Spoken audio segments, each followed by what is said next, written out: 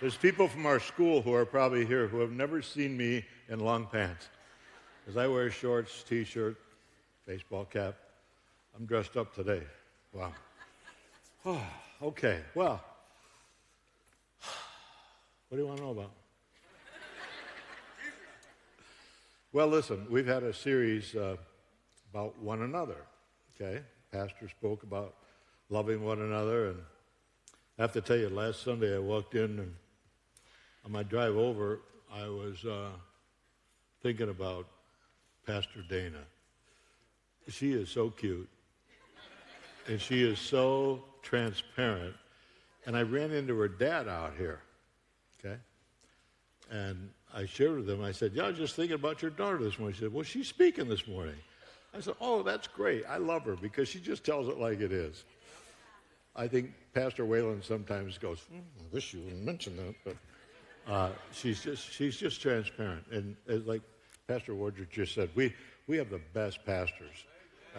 You guys got to know that. Best church I've ever been in. I mean, I've spoke at David Jeremiah's church and John Hagee's church and down in San Antonio and Saddleback over there in California. I've been to all those big ones. I've heard those guys. I knew Pat Robertson well and Jerry Falwell. They had me at what they call Founders Day with Jerry. I mean, I'm old. I've been around the block. And I tell people all the time, you will not find a better church than Zion City. So we're glad to be here. Thank you. So my job this morning, Pastor WAYLON asked me to talk about encourage one another. That sounds pretty simple. You're going to find out it's not quite as simple. They brought a couple books along, Have a New Kid by Friday and Making Children Mine Without Losing Yours, which gives the reader a really good, accurate breakdown of the differences between praise and encouragement. Let's start with Mr. Webster. Webster's dictionary definition: the act of giving, courage, or confidence of success, incitement to action. The best part of that is incitement to action. If you're going to encourage someone, it's just not words per se, it has to be followed with action. Proverbs 12:25 reminds us, anxiety weighs down the heart, but a kind word cheers it up. I always love to ask people the question, who had your back as a kid? Who loved you just the way you are? You know what? There's not a person here who could say I had 20 people or I had 10 people. There's probably a few that might have hit 5 or 4, 3 or 2. You know what the average is? Somewhere between 1 and 2, if you're lucky and blessed. There's people here who, when I ask that question, they get very uncomfortable because they had no one until they found Jesus Christ as Lord of their life. Turn them all around. And they will tell you right to your face, that's all I need is the Lord. Well, I get that. I understand everything you said. But not having those people behind you does some funny things to you as an adult, even though you've accepted the Lord. Because some of you as women needed a good dose of masculinity growing up, a healthy dose of masculinity. You didn't get it. You're paying for it. You've already paid for it. Your former husband paid for it. You know what I'm saying? So it's daddy, daughter, mother, son. And those of us who were affirmed in families, you had parents who loved you as you are, you're the lucky ones. You get the curveball in life, you're going to hit it out of the park. You're going to do well all the way around. So you're lucky and blessed to just have one in your corner. Some of you know my story. I mean, I was a train wreck as a kid in so many ways. I had a sister, Sally, who was perfect. She never got a B in anything in her life, okay? And then I had my brother, Jack, who was older than me, and he was the quarterback on the football team and voted best looking and all those crazy things they did years ago. And he, too, was a straight-A student. And there was me. I described them as bluebirds. I was a crow. And so my track record in school was terrible. It was abysmal. I graduated fourth in my class, but it was fourth in the bottom and not fourth in the top. But a woman who gave me a kind word and told me the truth, her name was Eleanor Wilson. She was a math teacher. And she pulled me aside one day. I mean, this woman was old. She had gray hair. Do you remember back thinking about how old you thought people were years ago when you were a kid? Now, I had this woman somewhere between estrogen and death, okay? I figured out she was probably 40. I thought she was dead. But she pulled me aside one day and she said, Kevin, and with a little, force in her voice, did you ever think you could use those skills you have for something positive in life? I remember thinking, skills? I have skills. But that dear woman, you know what she did? She tutored me. She tutored me at her home from April in New York State. You don't get out. Another reason why I hated school. You don't get out of school till the third week in June. I mean, the flowers are up, the sun's out. I lived in Buffalo with snow and terrible weather, and finally the weather gets nice and you got to go to school. I hated school. I disliked teachers. I hated teachers. I liked the kids. I was a class clown. I had fun in school. But this lady came alongside of me. And keep in mind, if you're going to encourage somebody, I noticed some of our correspondence from our people at school, and they'll give me a carbon copy, so to speak, of an email they sent or something. And I love how they sign their names in those letters, alongside, comma, with their name. Alongside. That's what we need to do. We need to be alongside of our people as we go through life. I have to laugh because my life sounds like something I made up. Trust me, it's not made up. I never wanted to author a book. I was the least likely guy to ever author a book. The next book that gets released in November is called Be a Great Teacher by Friday. That's book number 7D. 7T. 70. That's like 10 times 7. I mean, it's crazy. I never wanted to be a speaker. I spoke at the Pentagon. I spoke to my beloved Buffalo Bills. Will I ever speak to the Kansas City Chiefs, Pastor WAYLON? No! We've seen the enemy coming into Buffalo and beating my Bills. I'm just funning you. But you know what? That woman, that dear woman, her kind word, and listen to the Proverbs, anxiety weighs down the heart, but a kind word cheers it up. Her kind word. And she spoke the truth. She didn't sugarcoat things. And when I tutored her, Kevin, you can do better than that. Now, what is it? What's the principle? Whatever. And we got to remember, I was taking consumers mathematics, before that. That's Alice went to the store and had $1, bought 4 apples, came home with 50 cents. How much were the apples? Now, that's final exam question. That's one of the tough questions, They called it bonehead math. A lot of people had written me off. When I got thrown out of college, I became a janitor at Tucson Medical Center. Met my wife in the men's room of the hospital. I wish I had time to tell you that story, but I don't. But her head nurse pulled her aside one day and said, don't associate with that janitor. He'll never amount to anything. Wow. God allowed me to do a few things in life. Where did it come from? It came from that kind word that teacher looked at this guy who was a punk. I smoked my Salem cigarettes. I walked cool. I talked cool. I thought I was cool. In retrospect, I was just a jerk. But she saw through that. And what I'm telling you, that what Jesus Christ had the ability to do is look at people differently than society saw them. He saw the potential. You know what I'm saying? And he made, look at his disciples. They weren't exactly, Harvard grads, if you know what I mean, with pinstripe suits. They were a pretty motley crew. And so, anyway, I want to try to encourage you this morning as we talk about this concept of encouragement. And kids, by the way, kids need acceptance, belonging, and competence in the home. What does that mean? Well, number one, acceptance. You got to treat them differently, know them differently, Does God treat us differently? Absolutely. Does he all give us different gifts? He does. We're not the same. And kids need to feel like they belong. And the home needs to be a place where, check this out, where kids learn to fail. Yes, isn't it important for kids to learn to succeed in the family? It is. But it's also important for them to learn to fail. Those of you who are a success in life, you do your own judgment for a second. When did your life turn around? When did your life turn around when you met Jesus Christ? Did it come out of victory? Or did it come out of a loss? Did it come out of a mistake, an error? It came out of failure. But what do we do in the home? Oh, gosh. The milk spills, the orange juice topples, the eggs hit the floor. What does the parent say to a kid? Oh, would you look at that? Look at that. What is wrong with you? If a bird had your brain, he'd fly sideways. My good. You know what? You remind me. Do you remember your Uncle Roger? You're going to end up just like your Uncle Roger. Really? That's what you want to say to your kid?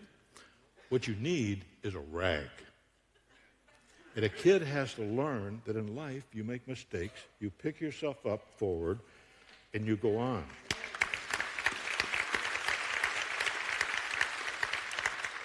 It was so funny because last week, I want to go back to Pastor Dana. She's so funny. She used the words, I wrote them down. She was talking about how easy it is to be critical of other people. And she said, this is a quote, "It's just stinking hard." I don't think there's a pastor in America last Sunday who used that term. It's stinking hard. But that's our Dana. She just tells it like it is. And it's easy to find the flaw. I won't go into my birth order book, but you firstborns and only born children sort of have the market on finding a flaw, okay? You're the ones that know how life ought to be. My wife knows when I should turn left. By the way, I was going to tell you, she's here somewhere, I think.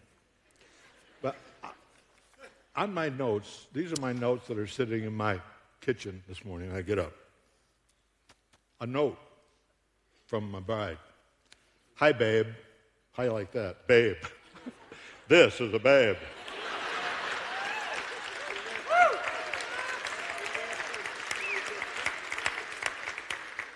Lady, you should ask for a refund. She says, you will do a great job.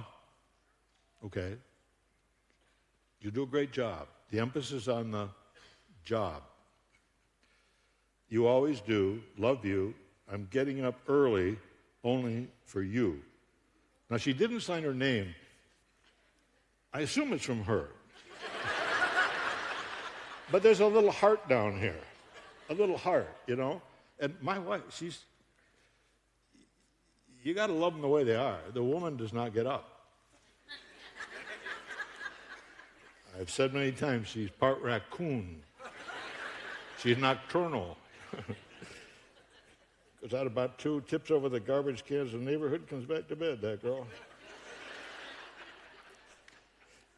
But I'm laughing at myself.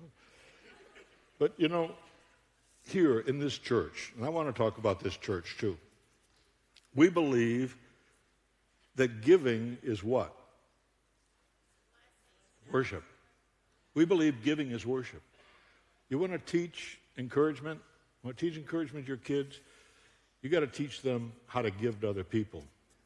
You have to bring them up that they don't feel like they're the center of the universe. Today we have GoFundMes on everything.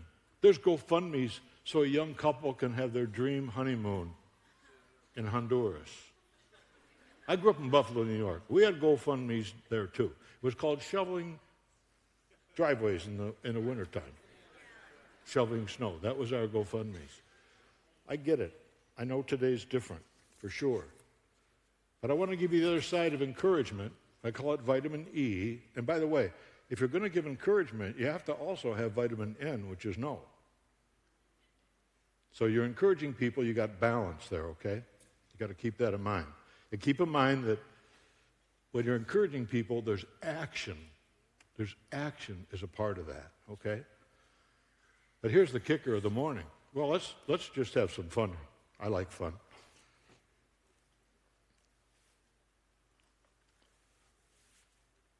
Is praise good? I'm here to tell you praise is destructive. Now that got your attention. What do you mean praise is destructive? Just what I said. Praise is destructive. Praise God. We do a great job of praising God in this church. I mean, we got some people who can jump in this church. You get the praise team up here. We got people jumping. By the way, I have a 1.5-inch vertical jump.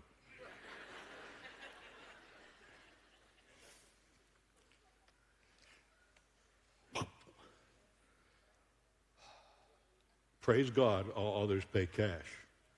God's worthy of our praise. What I'm saying is your kids aren't worthy of your praise because the praise is directed right at the person.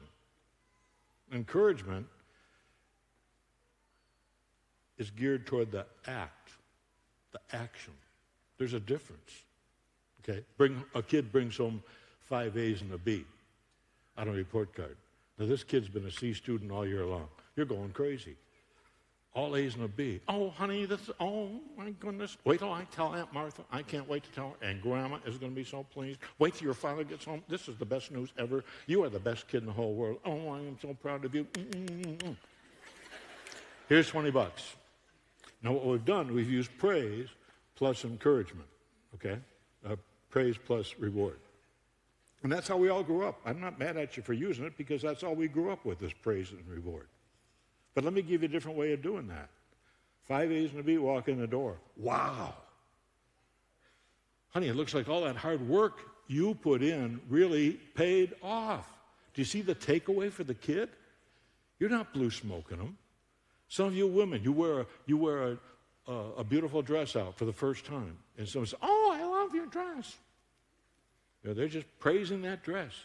Okay, what do you say? Oh, this whole thing? I bought it 2 weeks ago at the mall, you know. Why does praise make us feel uncomfortable? Because we know the reality. We all have an ideal self and a real self. Here's the ideal self. Oh, Lord, make me this. Oh, Lord, make me that. Here's the real self. Lord, you know I have a problem with anger. You know I have a problem with jealousy. Name it. In our home church years ago, they were demonstrating the sins. And they were putting the sins like gluttony and whatever on a wooden, they were nailing it in the cross in front of the church. And I was sitting next to the pastor at the time. And after they put the fourth one up, I turned to the pastor. I said, Pastor, I'm 4 for 4. Do you get it? We're in this together. We've all sinned, fallen short of the glory of God. We know that scripture, okay? We've got to live like that, like we live every day like that. Is it easy to make a fool of yourself? Yeah, it is. I tell a story of my watch. Maybe I've shared this with you before, but it's sort of funny because I was on my way to Dillard's at Park Mall to buy underwear, extra large. Thanks for asking. And I'm walking through the mall, and something caught my eye, and they had this watch under a high-intensity lamp, okay? I brought the watch to show you. There's the watch, okay? It's gold. It's not fake gold. It's gold. It's got 48 little diamonds around it. The year is 1981, okay? So I'm like a raccoon to a tin can. I see that thing. I walk over there. I'm looking down at it, and I go, Shazam.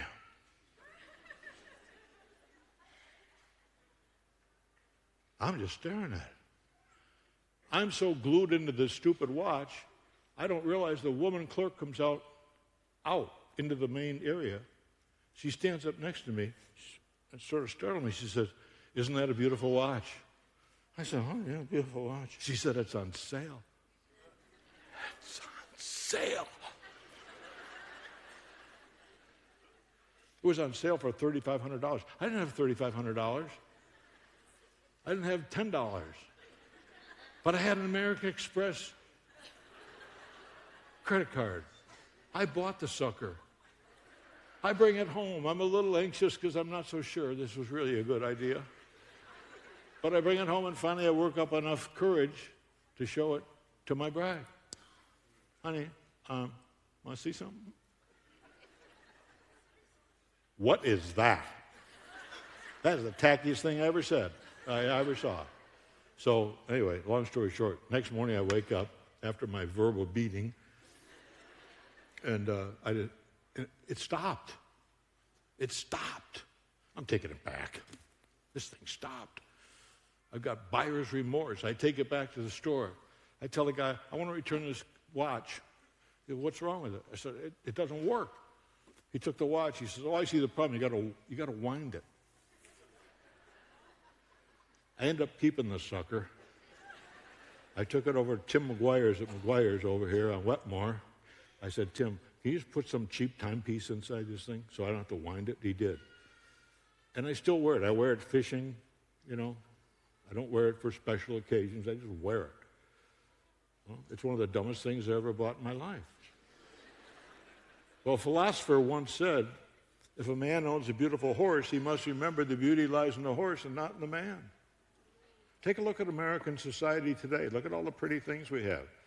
And people identify themselves with these things. These are earthly things. Lay up your treasure where?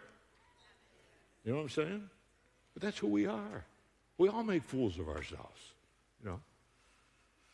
As a speaker, oh my goodness, speaking in Denver, Colorado, there are like 12,000 people up there or something. These huge arenas where you can't even see the people. You can sort of hear them and see the outlines, but there's a spotlight in your face. You can hardly see.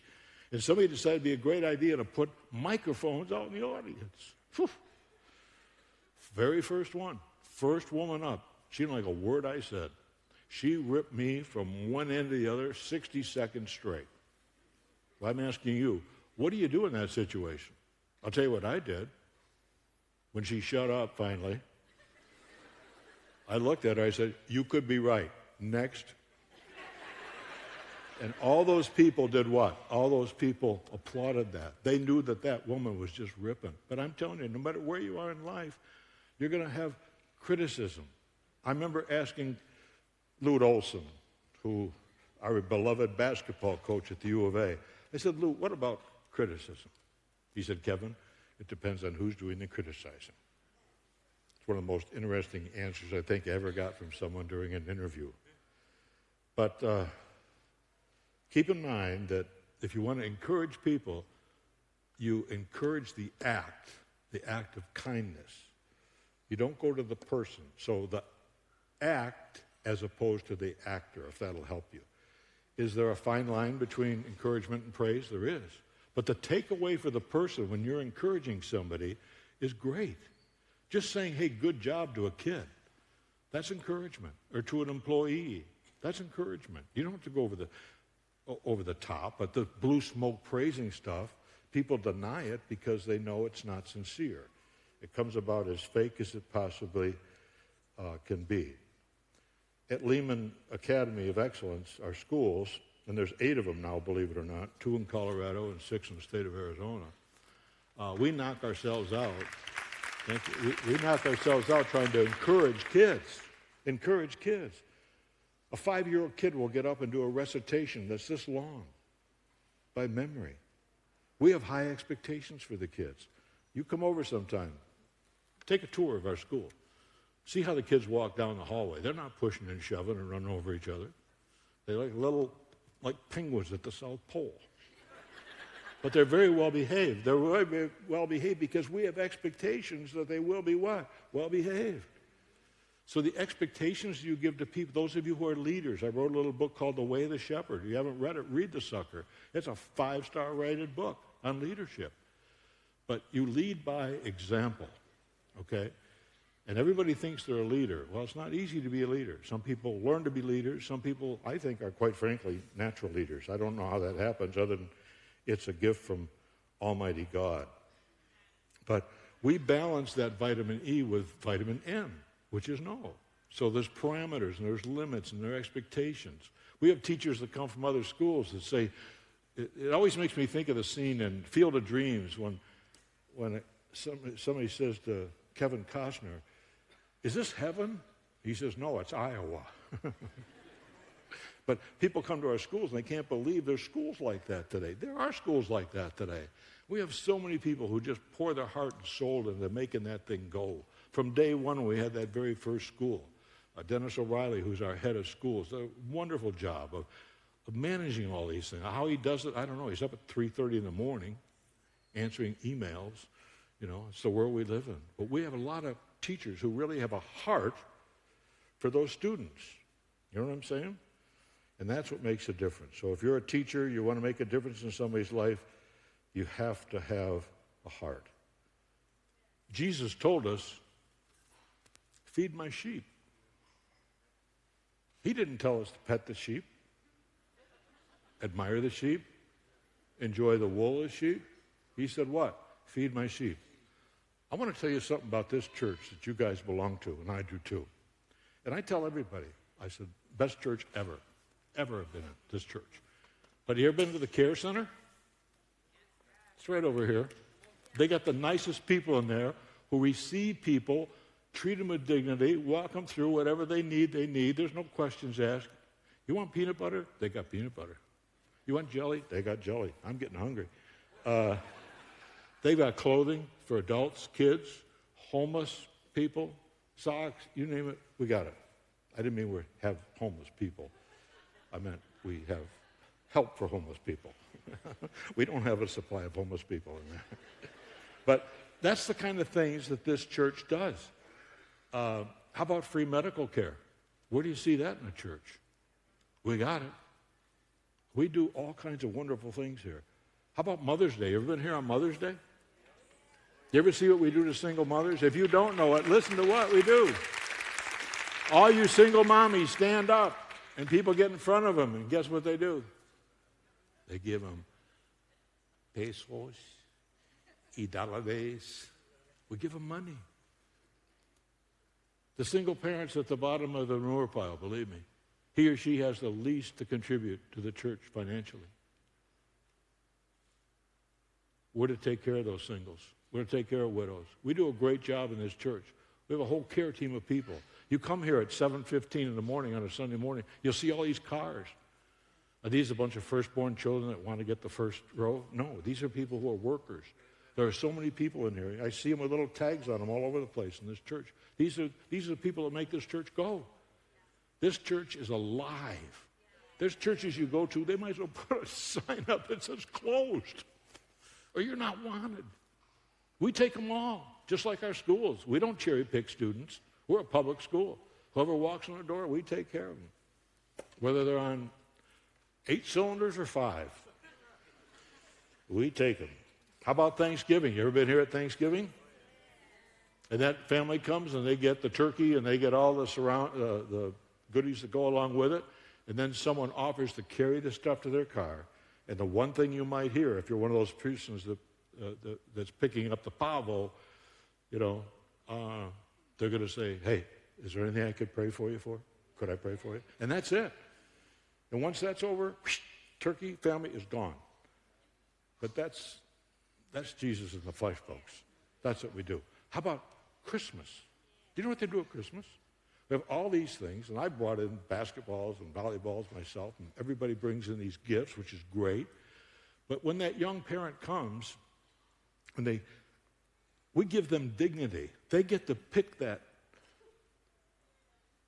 gift that's special for the kid. And they take it over here, and somebody wraps it beautifully, professionally. It looks great.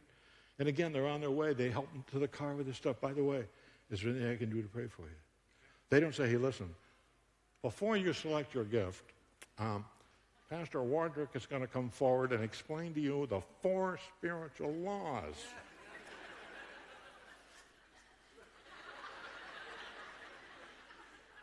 We're not doing that. We're just going to love them and get them in here. They hear the word. You know what happens in this church every Sunday. There's people here today. Their life will change because of the words that God's given us to share with people today. It's how it is. It's how we roll here. So I just think we need to really have a great shout out to those who make this church what it is. We have small groups in this church. We just started small group session again in February, and I'm reminded of Galatians 6:2. You bear one another's burdens. I'm a psychologist by trade. I know that men and women share things differently. Getting a man. If a woman says to a man today, Hey, honey, I want you to come and hear this guy speak at our church tonight. That man can find at least 7 things he must do immediately which preclude him from coming. By our nature as men, we're not sharers, okay? We're not huggers. Women hug anything that moves. I mean, they use more words than we do. So small group, that a lot of women really, it takes, for us men, am I saying we're slow? Not really. It just takes us time that we're going to trust sharing anything personal with another guy, especially in a group of mixed company. Makes it all the worse. But we have those small groups here for you to connect with other people. For those of you to what? Encourage other people, to give them vitamin E. There's people here, I could point names right now. They've gone through hell on earth because I know their stories. But they're now serving God full time. How's that happen? It happens because somebody came along and encouraged them and tucked them under their wing. And now I got to speak about you critical ones, because Pastor Dana, again, she's so cute, she's so transparent, she'll tell you anything. She was talking about how difficult it is not to be critical. It's easy to find the flaw. In fact, some of you who are engineers or architects or anywhere where perfection is paid off, get this. What makes you a great architect or an engineer out at Raytheon is the same thing that gets you into trouble with people you love. It's the same perfection that pays off in work that doesn't pay off in personal relationships. We're all flawed to the core. Take your shot. You could be right. Remember? You could be right. I always tell parents, remove your sails from a child's wind. They're kids. They're dumb as a rock sometimes. But you love them. You don't throw them out the back door. You roll with them. But you don't pour gasoline on the conversation. You don't make it worse. But some of you believe that criticism is a gift of the Holy Spirit. I'm here to tell you it's not. It's easy to be critical. Pastor WAYLON would tell you, he probably gets some of the nastiest letters. Our Pastor WAYLON. Nasty letters from people. They're the Pharisees of the world. I get them. I still get them. I'll probably get one today.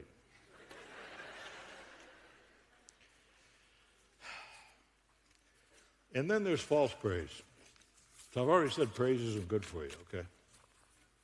What's even worse is false praise. And today, parents especially, will give false praise a kid's slightest effort, and they'll just gush over him and give him praise and tell him how wonderful he is.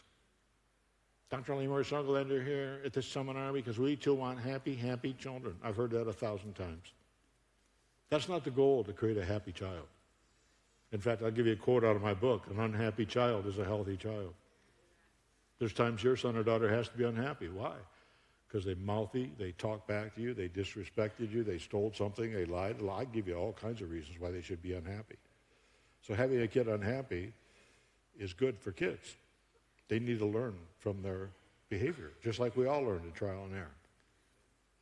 Notice what I'm saying this morning is not rocket science. This is pretty simple stuff. But it's the word you choose to use with those you love that's going to make a difference in that person's life. If it's full of vitamin E, that person's going to bloom. If it's got too much negativity or any negativity in it, it will stop people. What happens with these people, by the way, those of you who grew up with a critical-eyed parent, I don't want to see your hands, believe me. I know they're here. But those of you who grew up in critical-eyed homes, you have a hard time understanding that God could love you as you are. That's the worst part of that whole thing. On top of that, I can tell you how you live. You tend to run late on things. You're very rarely on time. You live in piles. You have piles in your house. You have piles at work. Here's the interesting thing. If your boss comes in and says, hey, Jones, where's that report on XYZ? You know exactly which pile to look in. There's order within the disorder. Well, where does that come from? It comes from a history of never measuring up. That's not what Jesus said to you and me. He said, come, those of you who are what? Heavy burden. Come to me and I'll give you what? I'll give you peace. I'll give you rest. He doesn't ask you to clean up. Just ask you to come this way. That's what Jesus was great at. So, again, I started on false praise and didn't finish that thought, but false praise is interesting. One morning I was sitting at a restaurant reading USA Today, and it's a worthless rag, but old people read newspapers. All you young people live life on your phone. I get it. We don't. We write checks. What's a check, Dr. Leman? Oh, never mind. You're too young to be here. But nevertheless, there was a big article on the life section on false praise. False praise in the headline. I said to myself, I'm in that article. I'll show you how stupid I am. I sit there and skim the article looking for Dr. Kevin Leman. Not there. Okay, I took that to heart. I read that article, but it was really interesting because it used baseball as an example. Baseball. Well, I was a baseball player. I love baseball. I was a little hot shot, little leaguer, played all-star, played Babe Ruth League, college ball, did a lot of things in baseball. And they use the example of a little league pitcher throwing 3 straight strikes and striking the kid out. The kid leaves the bat on his shoulder, never swings at 3 pitches. Number 1 miracle, a little leaguer throws 3 straight strikes. Then he strikes out, and the young parents, the article goes on to say, are yelling at the top of their lungs, great at bat, Matthew, great at bat. I got news for you, Matthew, you little loser. It was a lousy at bat. You didn't even swing. Now, don't send me a nasty email about calling the kid a little loser. That was just for your entertainment to try to teach this principle about false praise, okay? False praise, the kid knows it's blue smoke. He knows it's no good, but what would have been good is if he would have said, hey, Matt, tough day at the plate today. I'll be home early a couple nights this week. If you want to go down to the ballpark, we'll do a little batting practice. I'm game if you are. I'm going to fall off that thing.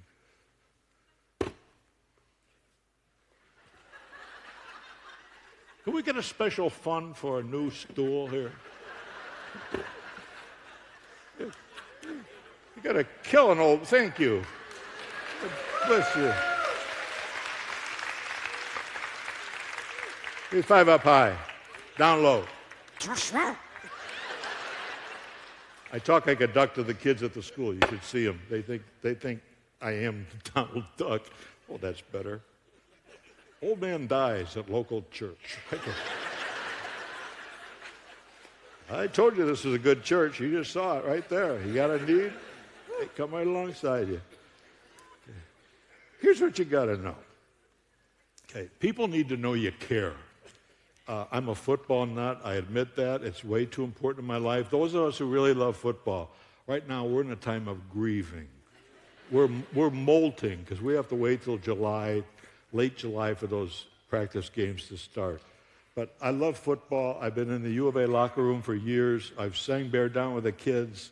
I've cried with them when they lose. Way too important in my life, okay? So I'm down there one day, and I'm walking through one of the coach's office. We got a coach there. He was a tough old bird, and he looked tough. He always had a little cigar about this big in his mouth. Not lit, just chewed on it. Gross. But anyway, and he always had a gray T-shirt on with a towel over his shoulder. That was his dress.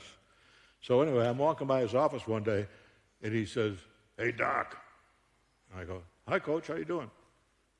Someone told me you write books. Yeah, I do. Write history books? I like history. Oh, no, Coach, no history books. I said, I wrote a book on leadership called The Way of the Shepherd. Pretty good book, 5-star rated book, actually. I said, if I brought you the book, would you read it? Yeah. So a few days later, I bring him the book. I'm out at practice. He's having these big defensive linemen pushing these big things around on the field. He sees me. He says to his GA, hey, take over. He comes over, he says, read your book. like that. Let me see if I got this right. They don't care what you know until they know you care. Coach, that's it. Bingo. That's it in a nutshell. They don't care what you know until they know you care. That's part of the whole equation. If you want to encourage people, you don't have to give them the 4 spiritual laws, okay? Just love on them. Meet them where they're at. What Jesus was so good at was meeting people where they were at. We just hired a new athletic director at the University of Arizona. Her name is Desiree Reed Francois. It sounds like a new line of ladies' lingerie. She's a Hispanic woman, a great hire from the University of Missouri, an SEC school. If you don't know sports, you don't know SEC. Southeastern Conference, probably the best conference in college football, okay? But I listened to her the other day. I sat there in my driveway in my car. It was on the radio, and I opened the door so I wouldn't sweat to death, and listening to her, and a guy asked her a question. Here was the question. Why would you move from the SEC to come to Arizona? And she said, it was a matter of the heart. Well, she won me right there. I was curious. What do you mean, your heart? Well, it turns out she went to law school here, I think in 1997, for 3 years, law school. I think it was her first year. Her brother was a linebacker at Chabot College over in California, junior college. Making a tackle, he severed his spine, quadriplegic.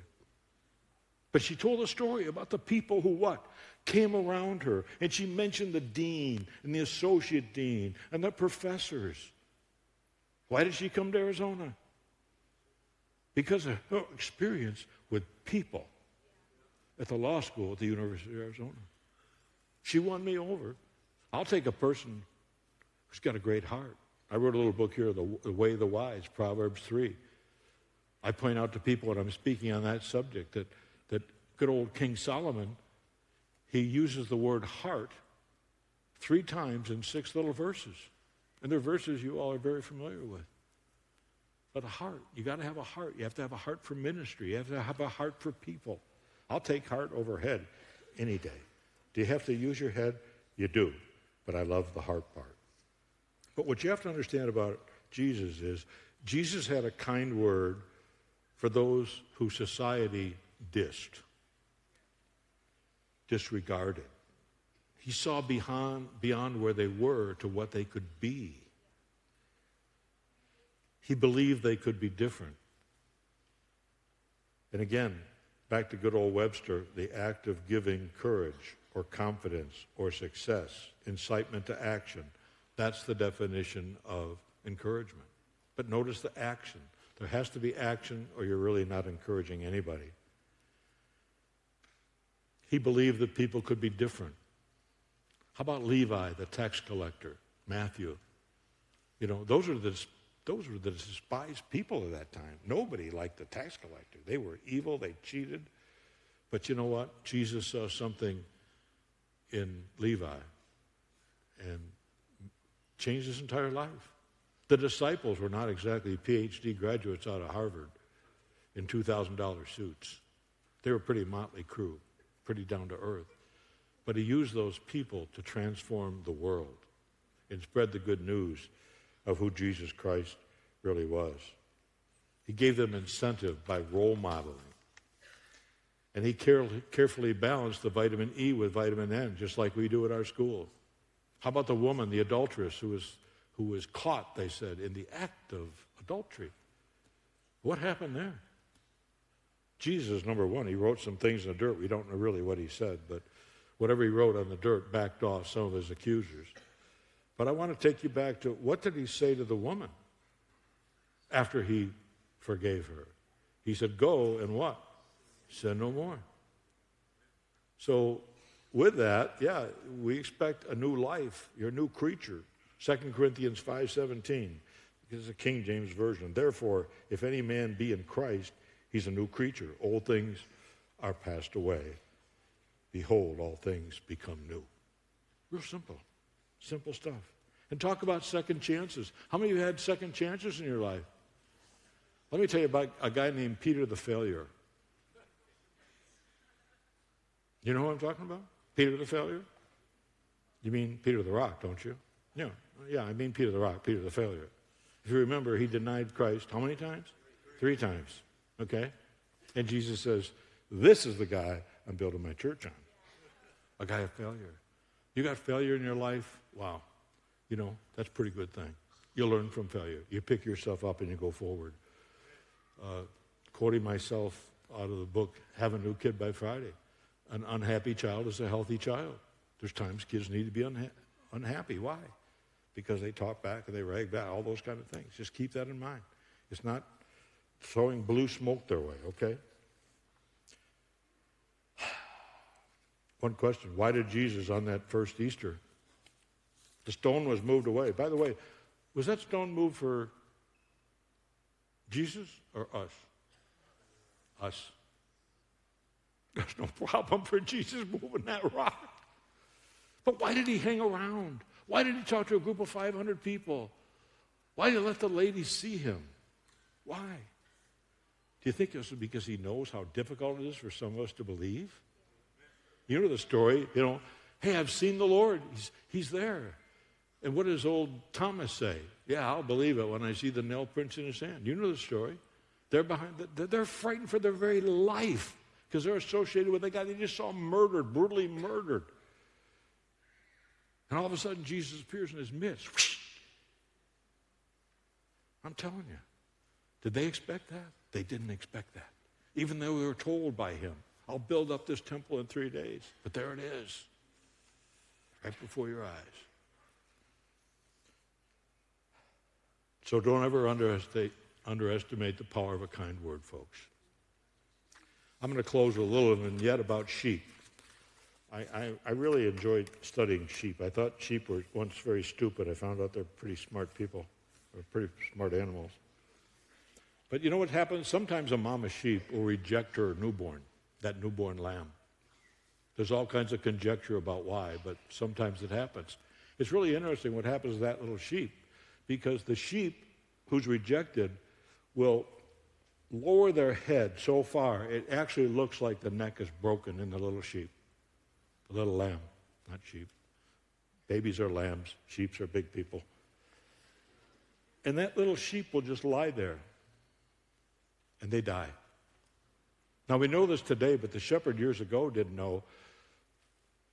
What that little sheep needs right after birth is something called colostrum. It's that nutrient-filled mother's milk. It's that first one, okay, first part of it. That's what they need to sustain life. Sheep doesn't get it, he dies. But I'll tell you what the good shepherd did. We have all kinds of stories in the Bible about how the shepherd went all the way over here for this one little lamb, okay? But what the shepherd would do, he would take that little lamb, hold him close to his body, wrap him in blankets, keep him warm, and he'd do what? He'd hand feed him.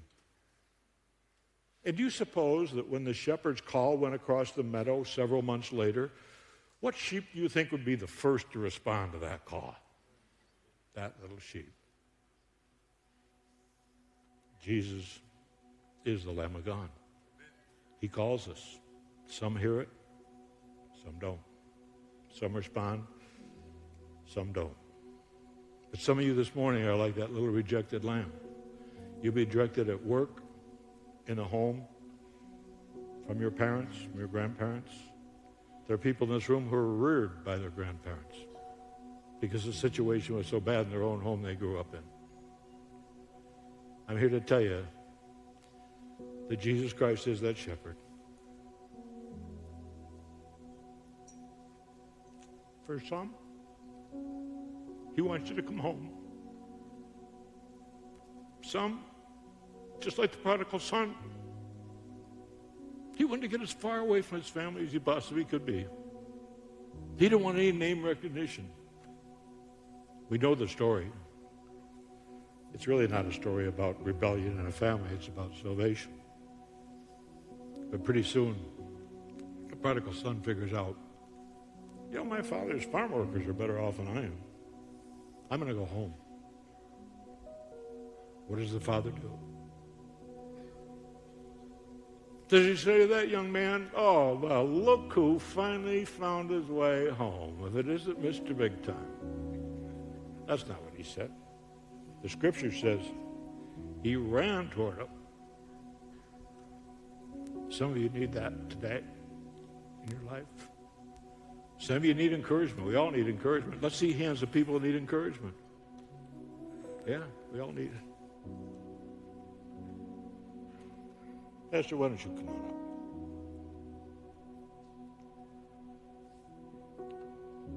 Thank you guys, church. We are a great church. We celebrate. We encourage one another. Come on up, Pastor. Can we give it up for Dr. Leman, please? Phenomenal job. Phenomenal job.